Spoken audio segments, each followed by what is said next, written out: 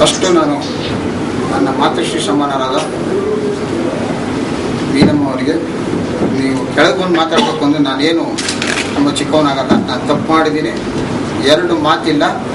ಆ ಅಮ್ಮನ ಕಾಲು ಬಿದ್ದು ಕ್ಷಮಾಪಣೆ ಕೇಳೋದ್ರಿಂದ ನಾನೇನು ಚಿಕ್ಕವನಾಗಲ್ಲ. ಖಂಡಿತ ಅವರು ನನ್ನ ತಾಯಿ. ಆ ರಾತ್ರಿ ನಾನು ಮಾತಾಡುವಾಗ ನನ್ನ ಮನಸ್ಥಿತಿ ಸರಿ ಇರಲಿಲ್ಲ. ಹಂಗಂದ್ಬಿಟ್ಟು ಕುಡ್ಬಿಟ್ಟು ಮಾತಾಡಬೇಕು ಅನ್ನೋದು ದೊಡ್ಡ ತಪ್ಪು. ಆದರೆ ಆವತ್ತಿನ ಒಂದು ಸನ್ನಿವೇಶ, ನಾನು ಮಾಡ್ತಾ ಇದ್ದಂಥ ಸಿನಿಮಾದ ನಟ ಪುನೀತ್ ರಾಜ್ಕುಮಾರ್ ಅವ್ರ ಸಿನಿಮಾ, ನಾನು ಪೃಥ್ವಿ ಸಿನಿಮಾ ಮಾಡ್ತಾ ಇದ್ದೆ. ಇದು 3 ವರ್ಷಗಳ ಹಿಂದಿನ ಘಟನೆ. ಆವತ್ತು ಆಕಸ್ಮಿಕವಾಗಿ ಭಾಗ್ಯವಂತ ಸಿನಿಮಾ ನಾನು ತಪ್ಪಾಗಿ ಮಾಹಿತಿ ನೀಡಿದೆ ಮೊನ್ನೆ ಚಾನಲ್ ಅವರಿಗೆ. ಯಾಕೆ ಅಂತಂತಂದರೆ ನನಗೆ ಗೊತ್ತೇ ಇರಲಿಲ್ಲ. 10ವರೆಗೆ ನನ್ನ ವಾಣಿಜ್ಯ ಮಂಡಳಿ ಅಧ್ಯಕ್ಷರು ನನಗೆ ಫೋನ್ ಮಾಡಿದ್ದಾರೆ, ನಿಮ್ಮ ಬಗ್ಗೆ ಯೂಟ್ಯೂಬಲ್ಲಿ ಹಾಕಿದಾರಂತೆ, ಬರ್ತಾ ಇದ್ದಂತೆ ಚಾನಲ್ನವ್ರು ಇದು ಮಾಡ್ತಾ ಇದ್ದಾರಂತ. ಸತ್ಯವಾಗಲೂ ನಾನು ನನ್ನ ಸ್ನೇಹಿತ ಒಂದು ಅಂಗಡಿನಲ್ಲಿ ಅದನ್ನು ಹಾಕ್ಕೊಂಡು ನೋಡಿದಾಗ ನನಗೆ ಶಾಕ್ ಆಗಿ, ನನಗೆ TV9 ಅವರು ಫೋನು ಕೇಳಿದಾಗ ನಾನು ಸಿನಿಮಾ ಹೆಸರನ್ನ ತಪ್ಪಾಗಿ ಹೇಳಿದೆ, ರಾಮಾಪುರದ ರಾವಣ ಅಂತ.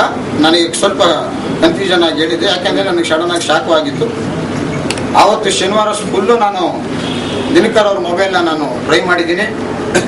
ಯಾಕೆ ಅಂತಂದರೆ ಆವತ್ತೇ ಅವ್ರನ್ನ ಮನೆಗೆ ಹೋಗಿ ತಾಯಿ ನಾನು ಕ್ಷಮೆ ಕೇಳಬೇಕು ಅಂತ ಸತ್ಯವಾಗ್ಲೂ ನಾನು ನನ್ನ ಎತ್ತ ತಾಯಿ ಆಣೆ ಮೇಲೆ ಹೇಳ್ತಾ ಇದ್ದೀನಿ. ಈಗಲೂ ಹೇಳ್ತಾ ಇದ್ದೀನಿ, ನನ್ನ ಎತ್ತ ತಾಯಿನ ಕಳ್ಕೊಂಡು ನಾನು 12 ವರ್ಷ ಆಗಿದೆ. ಆ ಅಮ್ಮನಿಗೆ ಎಷ್ಟು ನೋವಾಗಿದೆ ಅಂದರೆ ಅದು ನನ್ನ ತಾಯಿ ನೋವಾದಷ್ಟೇ. ಮನುಷ್ಯ ತಪ್ಪು ಮಾಡೋದು ಸಹಜ, ಹಂಗಂದ್ಬಿಟ್ಟು ಕುಡ್ಬಿಟ್ಟು ಮಾಡಿದ್ದೀನಿ ಅಂತ ಆವತ್ತಿನ ಮನಸ್ಥಿತಿ ಸರಿ ಇಲ್ಲ. ಆ ಒಂದು ಸನ್ನಿವೇಶನ ವಿವರಿಸುವಾಗ ಭಾಗ್ಯವಂತ ಚಿತ್ರನ ನಾನು ಒಂದು 8ರಿಂದ 10 ಸಲ ನೋಡಿದ್ದೀನಿ ಆ ಕಾಲದಲ್ಲಿ. ಯಾಕೆ ಅಂತಂತಂದ್ರೆ ಆ ಸಿನಿಮಾದ ಕಥಾನಾಯಕನ ಪಾತ್ರ ತುಂಬ ಅವನ ಅನಿಷ್ಟ ದರಿದ್ರ ಅನ್ನೋ ಮಟ್ಟಕ್ಕೆ ಬೆಳೆಸಿದಂಥ ಒಂದು ಪಾತ್ರ ಅದು. ನನ್ನ ಮನೆಯಲ್ಲಿ ನನಗೂ ಕೂಡ ಓದ್ತಾ ಇಲ್ಲ ಅನ್ನೋ ಒಂದು ಕಾರಣಕ್ಕೆ ನನ್ನನ್ನು ಆ ಥರ ಬೈತಾ ಇದ್ರು. ಆ ಸಿನಿಮಾನ ಅಷ್ಟು ನಾನು ಪ್ರೀತಿಸಿದ್ದೆ. ಆ ಸಿನಿಮಾ ಕ್ಲೈಮ್ಯಾಕ್ಸು ನಾನು ಮಾತಾಡುವಾಗ ಆ ಒಂದು ಸನ್ನಿವೇಶನ ವಿವರಿಸೋ ಅಂತ ಬಂದಾಗ ಅದೇನೋ ಡೈಲಾಗ್ ಸಮೇತ ನಾನು ಹೇಳ್ತೀನಿ ಅನ್ನೋ ಒಂದು ಹುಮ್ಮಸ್ಸಲ್ಲಿ ನಾನು ಹೇಳಿದ್ದೀನಿ. ಸಿನಿಮಾ ರಂಗದಲ್ಲಿ 4 ಗೋಡೆಗಳ ಮಧ್ಯೆ ಕೂತ್ಕೊಂಡಾಗ ಇಂಥ ಕಾಮನ್ ಮಾತುಗಳು ಬರ್ತವೆ. ಆಕಸ್ಮಿಕವಾಗಿ ಅದು ಬಂದಿದೆ.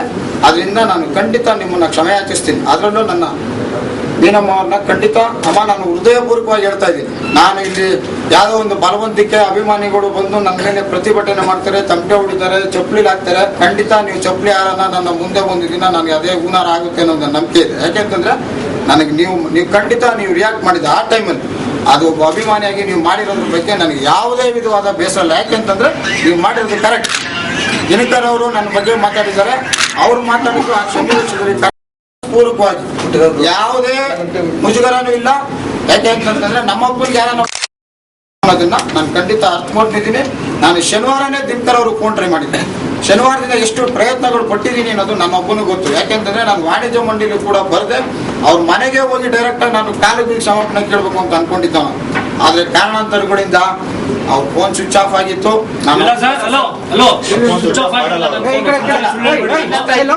ನಿಮ್ಮ ಹತ್ರ ಹೊಸ ನಂಬರು ಬೆಳಿಗ್ಗೆ ಸಿಗ್ತದೆ. ನಾನು ಅವ್ರನ್ನು ಖಂಡಿತ ಇನ್ನೊಂದು 2-3 ದಿನದಿಂದ ದಿನಕರ್ ಅವ್ರನ್ನ ಜೊತೆಯಲ್ಲಿ ಹೋಗಿ ಖಂಡಿತ ಅವ್ರನ್ನೂ ನಾನು ಕ್ಷಮಾಪಣೆ ಕೇಳ್ಕೊಂಡ್ಬಿಡ್ತೀನಿ. ಯಾಕಂತಂದ್ರೆ ಅವ್ರಿಗೆ ತಾಯಿಗೆ ಒಂದು ಅವಮಾನ ಆದಾಗ ಮಗನಿಗೆ ಎಷ್ಟು ಸಂಕಟ ಇರುತ್ತೆ ಅನ್ನೋದು ನಮ್ಮ ಅಮ್ಮನಿಗೆ ಆದಾಗ ಅಷ್ಟೇ ನನಗೂ ಸಂಕಟ ಇರುತ್ತೆ. ಅಭಿಮಾನಿಗಳು ರಿಯಾಕ್ಟ್ ಮಾಡಿದ್ದೀರಾ, ಖಂಡಿತ ನಿಮ್ಮದು ತಪ್ಪಿಲ್ಲ. ಇನ್ನು ಮುಂದೆ ನಮ್ಮ ಕನ್ನಡ ಚಿತ್ರರಂಗದಲ್ಲಿ ಈ ಒಂದು ಘಟನೆ ಯಾರು ನಿನ್ನ ಮುಂದಕ್ಕೆ ಕಲಾವಿದ ಅಲ್ಲ, ಯಾರ ಬಗ್ಗೆನೂ ಯಾರು ಮಾತಾಡೋಕ್ಕಾಗಲ್ಲ. ಯಾಕೆ ಅಂತಂತಂದ್ರೆ ಇದು ಒಂದು ಪಾಠ. ಅದು ನಾನು ಮಾಡಿರೋ ಒಂದು ತಪ್ಪಿಂದ ಅಟ್ಲೀಸ್ಟ್ ಇನ್ನೊಂದು ಸ್ವಲ್ಪ ಜನಕ್ಕೆ ಅದ್ರ ಬುದ್ಧಿ ಬರುತ್ತೆ ಅಂತ ಅನ್ಕೊಂಡಿದ್ದೀನಿ. ಆಮೇಲೆ ನಮ್ಮ ಸ್ನೇಹಿತರು ಅವ್ರು ಕೇಳಿದ್ರು ಇನ್ನು 2 ಅವರ್ ಇದೆ, 15 ನಿಮಿಷ ಇದೆ, 20 ನಿಮಿಷ ನಾನೇ ಹೇಳಿದ್ದೀನಿ. ನಾನು ಖಂಡಿತ ಅದನ್ನು ಆಚೆ ತರ್ತೀನಿ. ಯಾಕೆ ಅಂತಂತಂದ್ರೆ ಅವತ್ತು ನಾನು ಮಾತಾಡಿರ್ಬೋದು, ತಪ್ಪಾಗಿ ಮಾತಾಡಿದ್ದೀನಿ. ನಾನು ಅದಕ್ಕೇನೆ ನಮ್ಮ ಅಧ್ಯಕ್ಷ ಹತ್ರ ಮಾತಾಡಿದ್ದೀನಿ. ನಾನು ಕಂಪ್ಲೇಂಟ್ ಕೊಡ್ತಾ ಇದ್ದೀನಿ. ಸೈಬರ್ ಕೆಫೆಗೆ ಯಾರು ಮಾಡಿದ್ದಾರೆ ಅನ್ನೋದು ಅಲ್ಲಿ ನಾನು ಡೀಟೇಲ್ ತಗೊಂಡಿದ್ದೀನಿ. ಅದು ಯಾಕೆ ಅಪ್ಲೋಡ್ ಆಯಿತು, ಇನ್ನೇನೇನಿದೆ ಅನ್ನೋದನ್ನ ನಾನು ಶೀಘ್ರದಲ್ಲೇ ನಾನು ಅದನ್ನು ಕಂಪ್ಲೇಂಟ್ ಕೊಟ್ಟು ನಾನು ಅದು ವರದಿ ತರಿಸ್ಕೊಂಡು ನಮ್ಮ ವಾಣಿಜ್ಯ ಮಂಡಳಿ ಅಧ್ಯಕ್ಷರು, ನಮ್ಮ ನಿರ್ಮಾಪಕ ಸಂಘದ ಅಧ್ಯಕ್ಷರಿಗೆ ಅದನ್ನು ನಾನು ತಲುಪಿಸ್ತೀನಿ. ನಾನು ಬಿಡಲ್ಲ. ಯಾಕೆ ಅಂತಂದರೆ ನಿನ್ನೆ ಶನಿವಾರ ಒಂದೇ ದಿನ ನಾನು 24 ವರ್ಷ ಚಿತ್ರರಂಗದಲ್ಲಿ ನಾನು ಏನು ಸಂಪಾದಿಸ್ಕೊಂಡ್ಬಂದಿದ್ದೆ. ನಾನು ಸೈಕಲಲ್ಲಿ ಬಂದು ಇವತ್ತು ಈ ಮಟ್ಟಿಗೆ ಬೆಳೆದ ಮೇಲೆ ನನ್ನ ಚಾರಿತ್ರ್ಯ ಓದಿ ಅನ್ನೋದಾದ್ಮೇಲೆ ಉದ್ದೇಶಪೂರ್ವಕವಾಗಿ ಮಾಡಿದಾರ. ಯಾಕೆಂತಂದ್ರೆ ಮಾಡಿದಂಥ ವ್ಯಕ್ತಿ ಮೊನ್ನೆಯಿಂದ ನಾನು ಫೋನ್ ಮಾಡಿ ಕನ್ವಿನ್ಸ್ ಮಾಡಕ್ಕೆ ಬಂದಾಗ ನಾನು ಫೋನ್ ತೆಗೆದಿಲ್ಲ. ಯಾಕೆಂತಂದ್ರೆ ಇದು ಬರೋ ಮಾಡಿದಾರ ಗೊತ್ತಿಲ್ಲ ನನಗೆ. ಅವರು ಏನಾಗಿದ್ದಾರೆ ನನಗೆ ಗೊತ್ತಿಲ್ಲ. ನಾನು ನಮ್ಮ ಅಧ್ಯಕ್ಷ ತಿಳಿಸಿದ್ದೀನಿ. ನಾನು ನನ್ನ ಚಾರಿತ್ರ್ಯ ಓದಿ ಆದ್ಮೇಲೆ ಯಾಕೆಂತಂದ್ರೆ ನಾನು ಇನ್ನೂ ಏನಾರ ಮಾತಾಡಿದ್ದೀನಿ. ಯಾಕೆಂತಂದ್ರೆ ಇನ್ನೊಂದು 3 ದಿನ 30 ದಿನ ಆದ್ಮೇಲೆ ಇನ್ನೇನಾರು ಆಗ್ಬೋದೇನು. ಇದು ಇಲ್ಲಿಗೆ ಸ್ಟಾಪ್ ಆಗಬೇಕು. ಅದಕ್ಕೆ ನಾನು ಅದನ್ನ ತರ್ಸಕ್ಕೆ ನನ್ನ ಪ್ರಯತ್ನ ಖಂಡಿತ ನಮ್ಮ ಅಧ್ಯಕ್ಷ ಮೂಲಕ ನಾನು ಮಾಡ್ತೀನಿ. ಮನಸ್ಸು ದಯವಿಟ್ಟು ನನ್ನ ಬಗ್ಗೆ ಇನ್ನೂ ನಿಮ್ಗೆ ಏನಾನ ಧಿಕ್ಕಾರ ಹೋಗ್ಬೇಕು, ಇನ್ನೂ ಏನಾನ ಘೋಷಣೆಗಳು ಚಪ್ಪಲಿಹಾರಗಳು ಹಾಕ್ಬೇಕು ಅನ್ನಂಗಿದ್ರೆ ದಯವಿಟ್ಟು ಇಲ್ಲಿಗೆ ದಯವಿಟ್ಟು ನಾನು ನಿಮ್ಮ ಕೈ ಮುಗಿದು ಕೇಳ್ಕೊತಾ ಇದ್ದೀನಿ, ದಯವಿಟ್ಟು ಮರ್ತ್ಬಿಡಿ. ಇನ್ನು ಮುಂದೆ